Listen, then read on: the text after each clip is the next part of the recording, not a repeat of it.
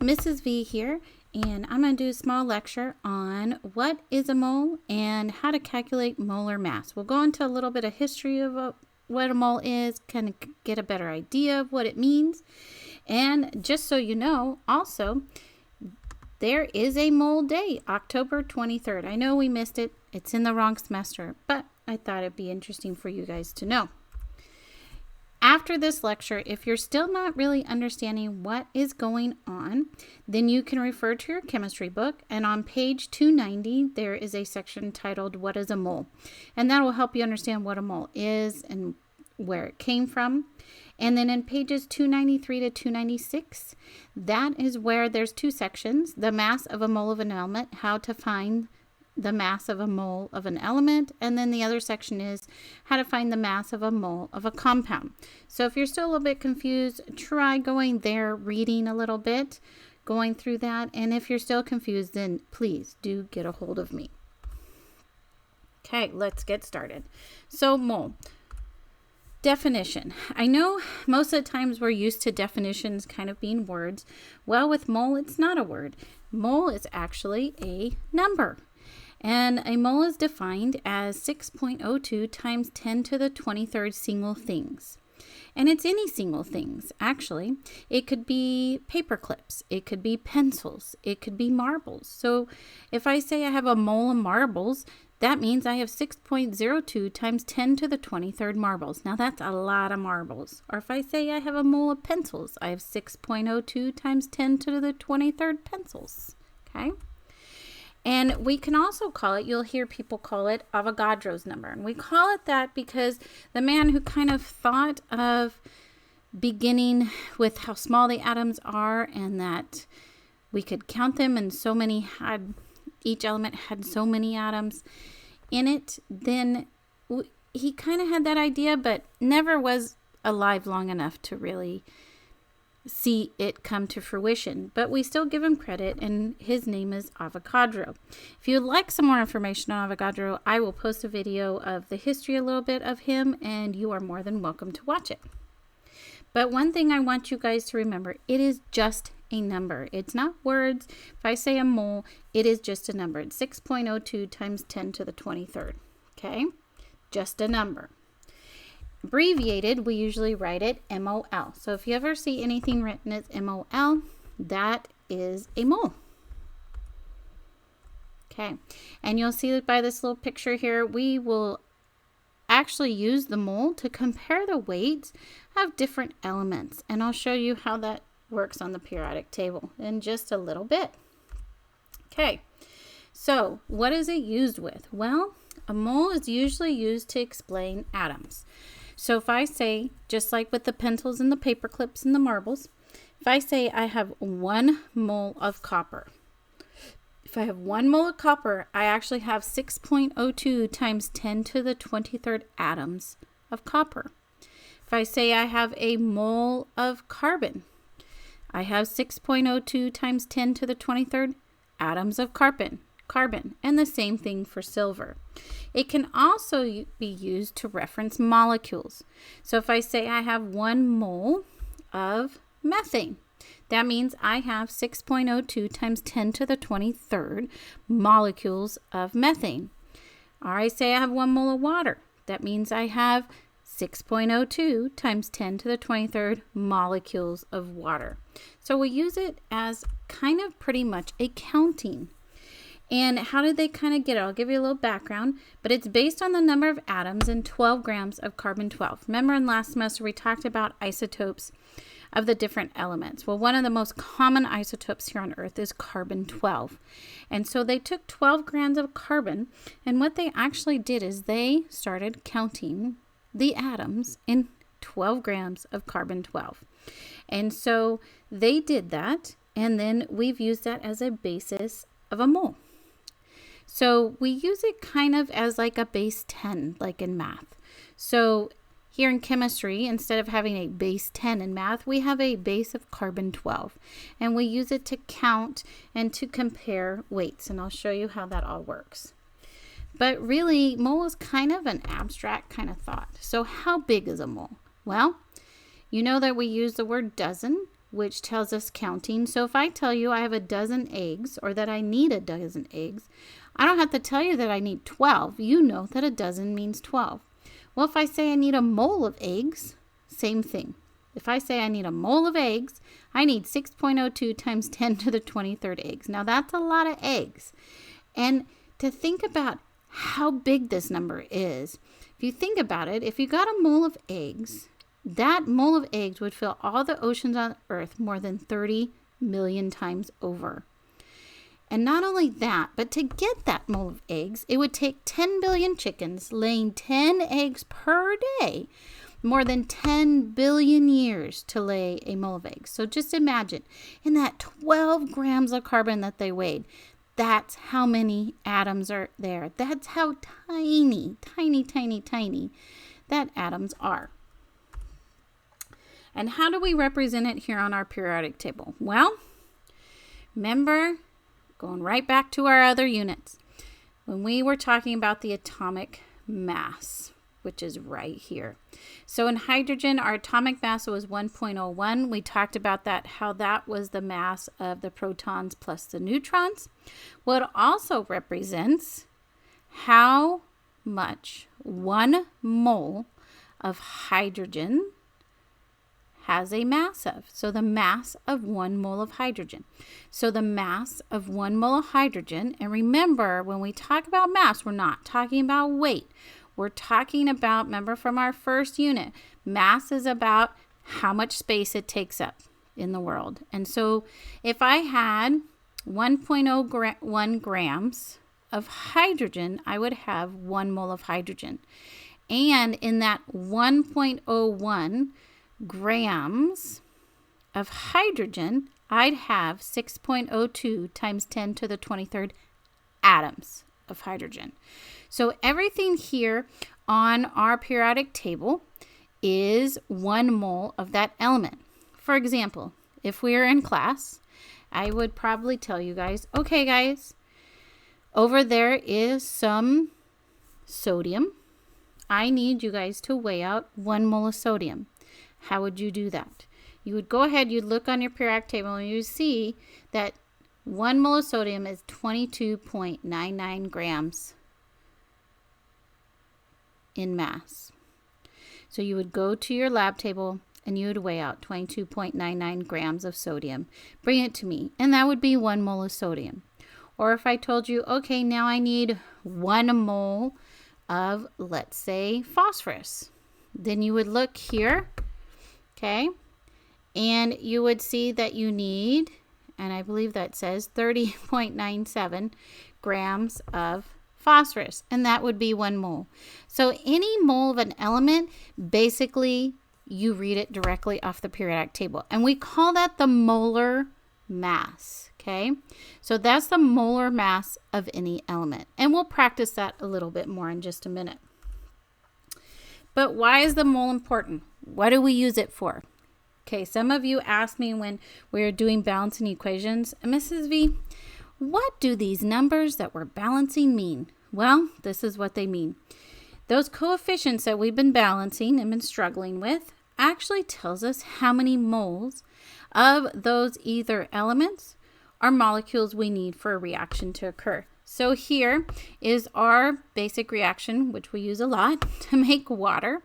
And so it has hydrogen, oxygen, and water. But when I balance it, it told me I actually need 2 moles of hydrogen to 1 mole of oxygen to yield 4 moles of water. And that's a basic equation. That is the lowest amount. So I can never really make just 1 mole of hydrogen. I always will make 4 at the least, okay? So what does it mean when it says I need 2 moles of hydrogen? Well, if I need 2 moles of hydrogen, if I go back to my periodic table, I need 2 moles. Well, 1 mole is 1.01. So if I need 2 moles, I will add them together or multiply by 2, and I will need 2.01 grams. So that tells me I need 2.01 grams of hydrogen plus 1 mole of oxygen, and 1 mole of oxygen is 16 grams. So I will need 2.02 moles of hydrogen and 2.02 grams of hydrogen and 16 grams of oxygen to yield water.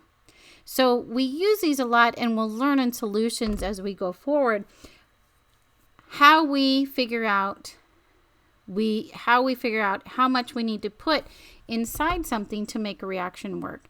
And you'll see exactly how I do it, how I've done it for many of your labs to make sure you guys have the right mixtures. And as we go through this unit, you guys will be actually able to do it instead of me.